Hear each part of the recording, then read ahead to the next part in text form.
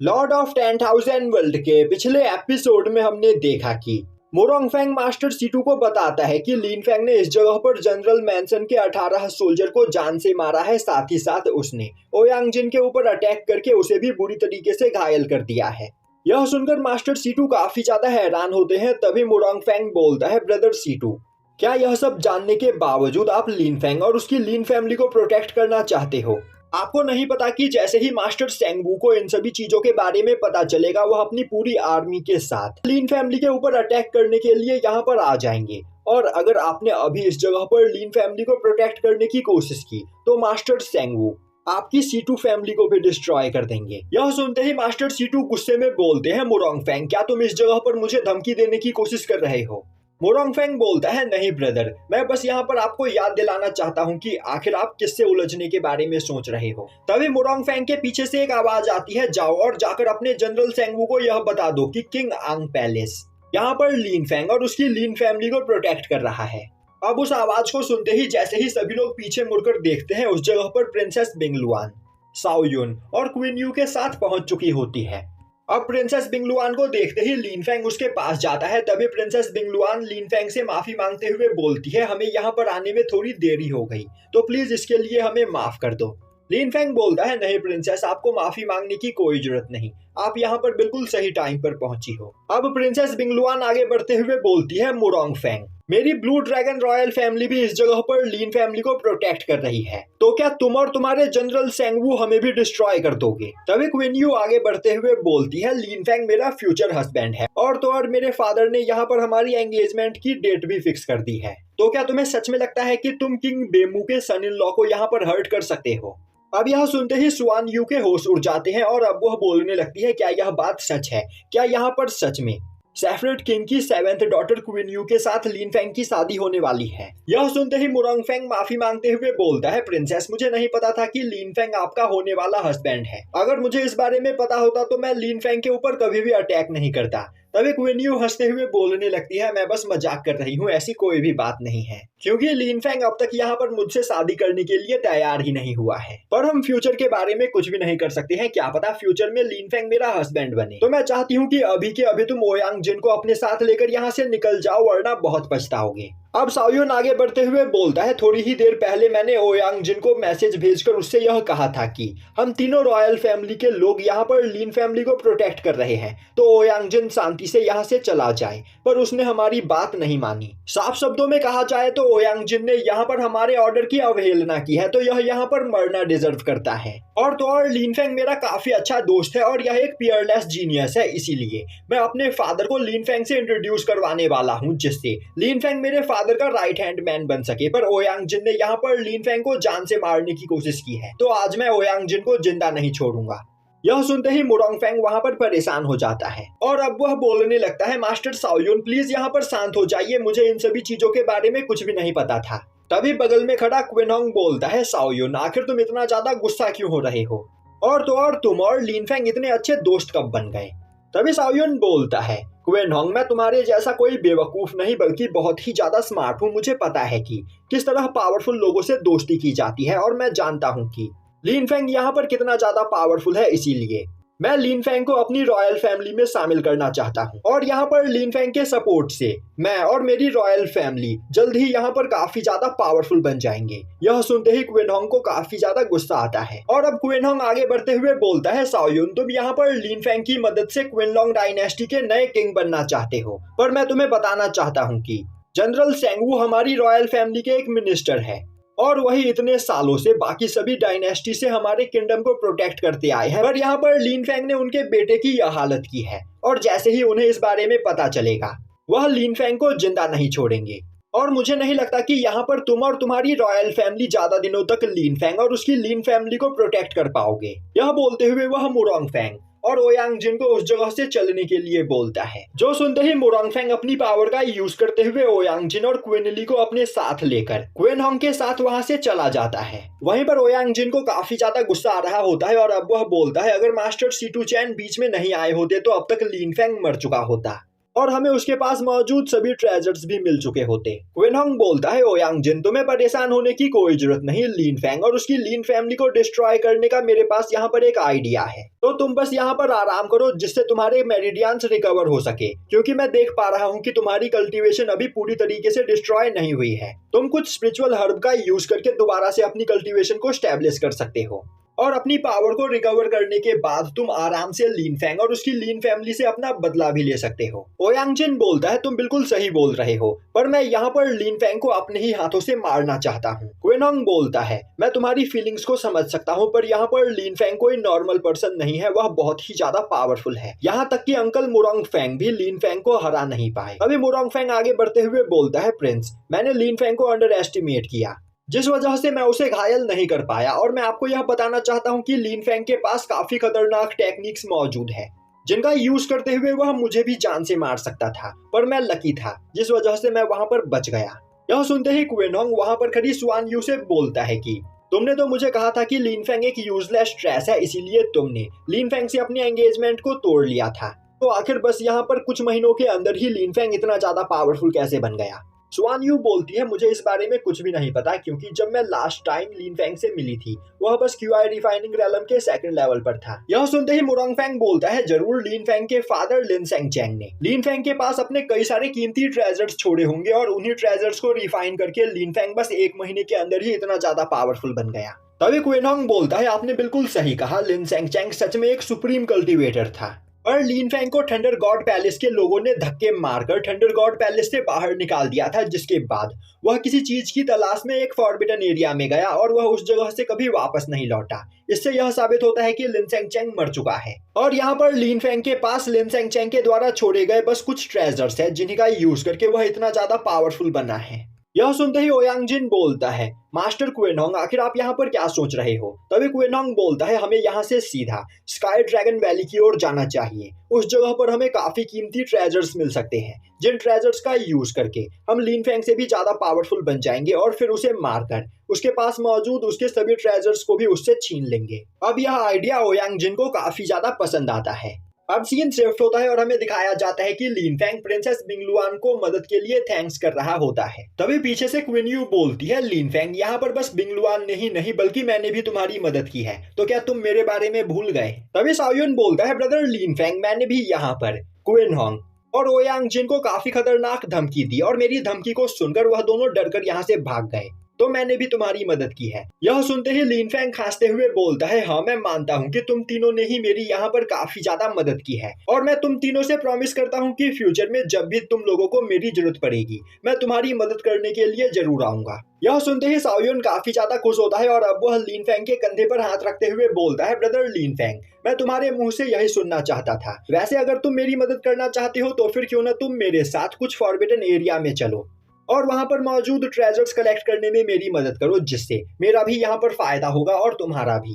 अब लीन फैंग इसके लिए तैयार हो जाता है, जो देखते ही साओयुन काफी ज्यादा खुश होता है और बोलता है यहाँ पर लीन फैंग की मदद से अब मैं जल्द ही डिवाइन मार्शल रैलम पर पहुंच जाऊंगा, जिसके बाद क्विनलॉन्ग डायनेस्टी का अगला किंग बनने से मुझे कोई भी नहीं रोक सकता है। तभी क्वीन यू आगे बढ़ते हुए बोलती है लीन फैंग अगर इस जगह पर तुम्हारी मदद करने के लिए तुम मुझे थैंक्स करना चाहते हो तो फिर क्यों ना तुम मुझसे शादी कर लो, जिसके बाद तुम भी क्विनलॉन्ग डायनेस्टी के एक किंग कैंडिडेट बन जाओगे। तो बोलो इस बारे में तुम्हारा क्या ख्याल है। और तो और अगर तुम यहाँ पर प्रिंसेस बिंगलुआन को पसंद करते हो तो मुझे इससे भी कोई प्रॉब्लम नहीं है, तुम हम दोनों से एक साथ शादी कर सकते हो। तभी लीन फैंग बोलता है अभी मैंने यहाँ पर शादी के बारे में कुछ भी नहीं सोचा है, क्योंकि अभी मैं यहाँ पर अपनी कल्टीवेशन लेवल को बढ़ाकर पावरफुल बनना चाहता हूँ, जिससे मैं अपनी फैमिली को प्रोटेक्ट कर सकूँ। तभी क्वीन यू बोलती है तुमने तो मुझे यहाँ पर रिजेक्ट कर दिया, कोई बात नहीं, इसके बावजूद मैं तुम्हारा इंतजार करने के लिए तैयार हूँ, क्या पता फ्यूचर में तुम मुझे एक्सेप्ट कर लो, तब तक हम दोनों दोस्त बनकर रह सकते हैं।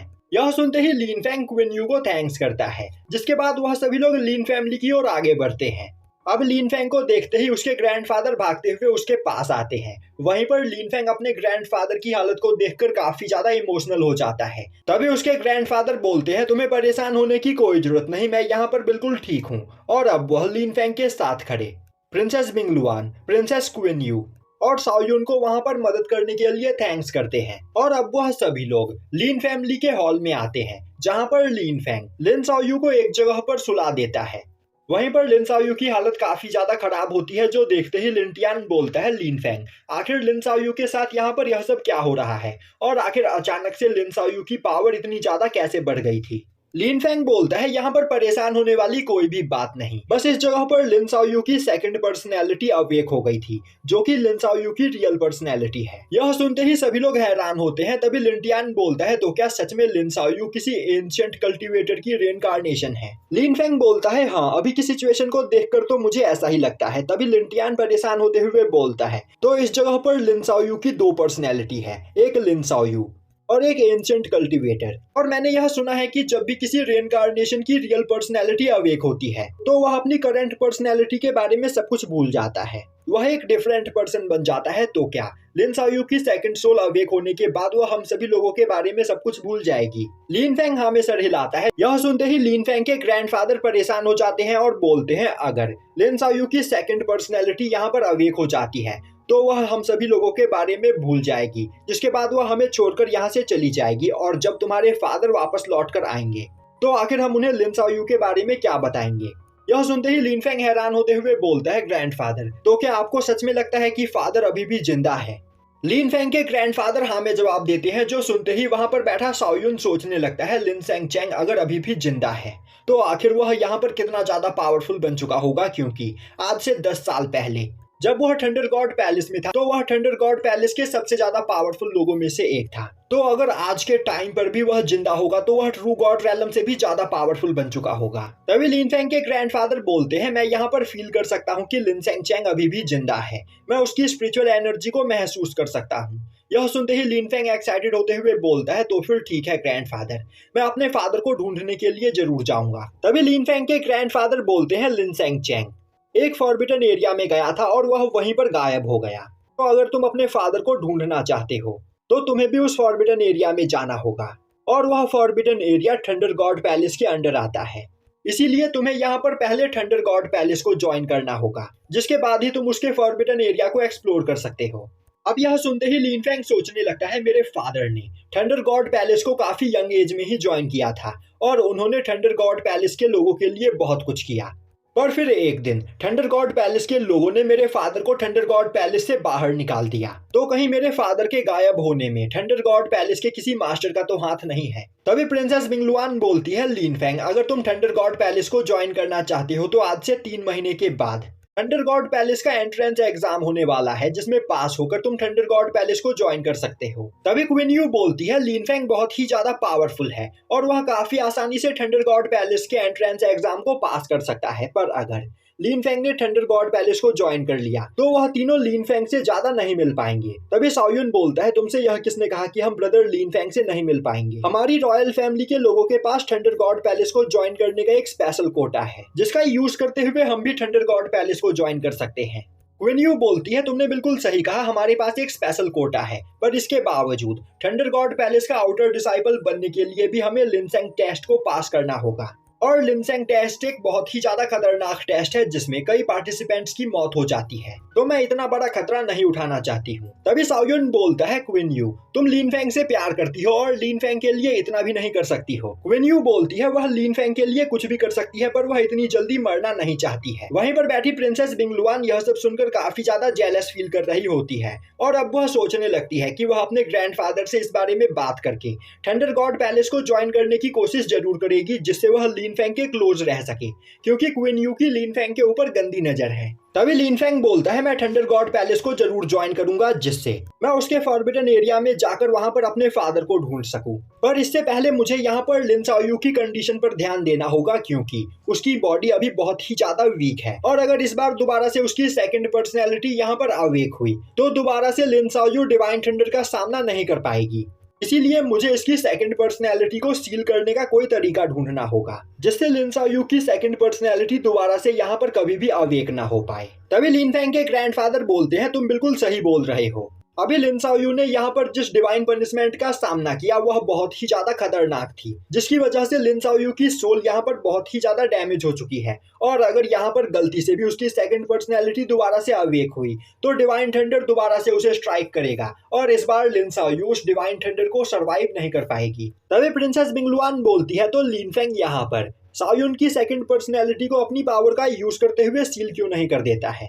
लिन फेंग बोलता है यह करना इतना आसान नहीं है और अब वह सोचने लगता है कि साओबाई ने उसे बताया था कि लिन साओयू ने अपनी पिछली लाइफ में गॉड्स को ऑफेंड कर दिया था, जिससे गुस्सा होकर गॉड्स ने लिन साओयू को यहाँ पर पनिश किया और मरने के बाद लिन साओयू इस जगह पर दोबारा से रेनकार्नेट हुई है।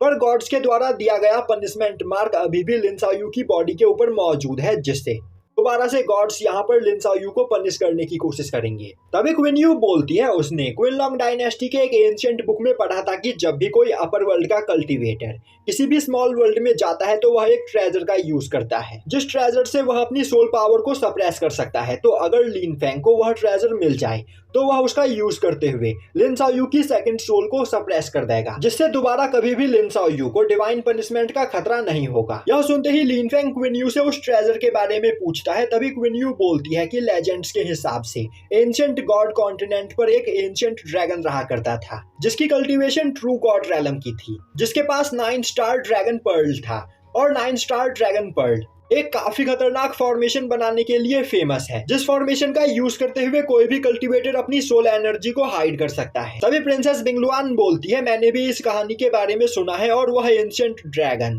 डीमंस के साथ हुए वॉर में मारा गया था, जिसके बाद कई सारे लोगों ने उस जगह पर जाकर उस एंशिएंट ड्रैगन के 9 स्टार हेवनली पर्ल को ढूंढने की कोशिश की, पर आज तक किसी को भी वह 9 स्टार हेवनली पर्ल नहीं मिला। और एंशिएंट टाइम में जिस जगह पर वह ड्रैगन मरा था आज उसे ड्रैगन बरियल अबियस कहा जाता है। तभी क्वीन यू बोलती है तुमने बिल्कुल सही कहा, उसी जगह पर हमें 9 हेवन पर्ल मिल सकता है, पर पिछले 10,000 साल में किसी को भी वह ट्रेजर नहीं मिला। और स्काई ड्रैगन वैली को कई सारे फ्लोर्स में बांटा गया है, जिन सभी फ्लोर्स को पार कर पाना इतना आसान नहीं। यह सुनते ही लिन फेंग बोलता है लिन साओयू की सोल पावर को सप्रेस करने के लिए मैं वह ट्रेजर ढूंढने ड्रैगन बरियल अबियस में जरूर जाऊंगा। यह सुनते ही साओयुन खुश होते हुए बोलता है ब्रदर लिन फेंग, तब तो मैं भी आपके साथ उस फॉरबिडन एरिया में जाऊंगा, क्या पता मुझे वहां पर कुछ पावरफुल ट्रेजर्स मिल जाए। और यहीं पर यह एपिसोड खत्म हो जाता है।